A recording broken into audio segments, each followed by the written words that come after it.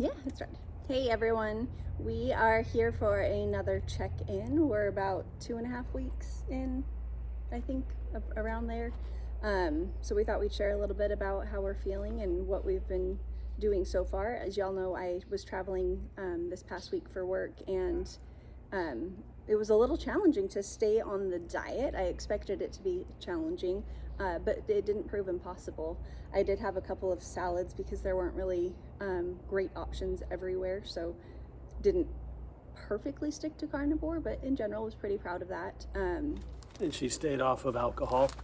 Yeah, no alcohol the whole week, and for the most part I could feel an improvement in my inflammation, and that's like my abdominal pain, my back pain.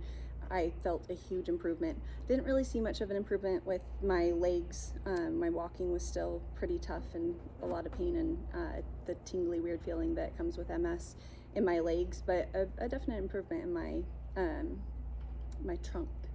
How about you, babe? I just essentially, when she was gone, pretty much didn't eat. Nothing sounded good. Actually, the smell of the ground beef in our refrigerator kind of repulsed me. Like I didn't want to eat. But the odd thing is I didn't feel hungry. I think it was more of I was jonesing for sugar. I was jonesing for carbs.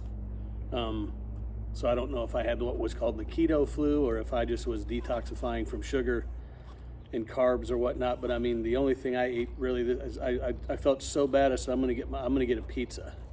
So I ate a pizza and I felt great.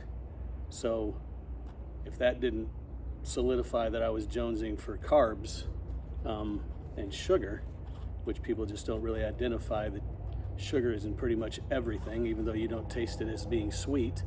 And that just solidified that, like, oh, this is why I feel bad, is because I have to get through the detoxifying part of it. So that was, without having someone to be held accountable, it's kind of like really difficult to not be sitting there at night by myself and going, I can do whatever I want to do. I can go get my Reese's peanut butter cup muffins and eat all 4 of them with a glass of milk because there's no one here to tell me I shouldn't. I didn't. But I'm gonna need you to stop bringing those up because those are like the hardest things to say no to. They're the greatest muffins of all time. They're ridiculous. If you've never had Reese's peanut butter muffins, do not ever try them because they'll make it hard. But I think the majority of people that are watching this are fellow carnivores or fellow trying to be carnivores, or at least people curious. that have a disease or an affliction or a disorder or something that they're trying to say, like, I need to do something because I'm getting sick and tired of taking drugs. Yeah. So, I don't know. It's hard. Y'all are keeping me accountable, so I appreciate that, and I'm gonna stick with it for another week, and then we'll kind of reassess. But I have lost 5 pounds in the last 2.5 weeks, which isn't exciting, but I know you're not supposed to go by weight.